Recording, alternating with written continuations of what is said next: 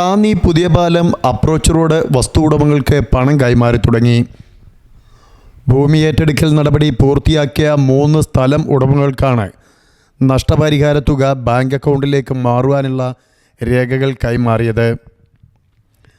റാന്നി വലിയ പാലത്തിൻ്റെ അപ്രോച്ച് റോഡിനായി റാന്നി അങ്ങാടി പഞ്ചായത്തുകളിലായി 155 വസ്തു ഉടമകളിൽ നിന്നാണ് സ്ഥലം ഏറ്റെടുക്കുന്നത്. റാന്നി പഞ്ചായത്തിൽ രാമപുരം ബ്ലോക്ക് വടി റോഡ് 10 മീറ്റർ വീതിയിൽ വികസിപ്പിച്ചാണ് പാലത്തിൻ്റെ അപ്രോച്ച് റോഡിനായി ഉപയോഗിക്കുന്നത്. അങ്ങാടി പേട്ട ജംഗ്ഷനിൽ നിന്നും ഉപാസനക്കടവിലേക്കുള്ള റോഡിൻ്റെ ഇരുവശത്തുമുള്ള സ്ഥലം ഏറ്റെടുത്തത് 10 മീറ്റർ വീതിയിൽ അപ്രോച്ച് റോഡ് നിർമ്മിക്കും. 14.5 കോടി രൂപയാണ് പാലം അപ്രോച്ച് റോഡ് വികസനത്തിനായി വസ്തു ഏറ്റെടുക്കുമ്പോൾ ഉടമകൾക്ക് നഷ്ടപരിഹാരം നൽകുവാനായി മാത്രം വിനിയോഗിക്കുന്നത്.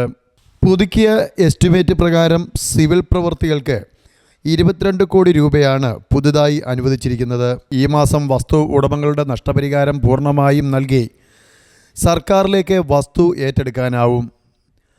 മാർച്ച് ആദ്യവാരത്തോടെ പാലനിർമ്മാണം ടെൻഡർ ചെയ്യുന്നതാണ്.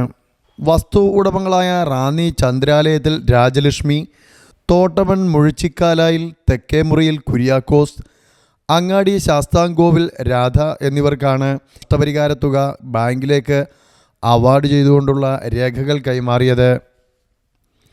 City news Ranni.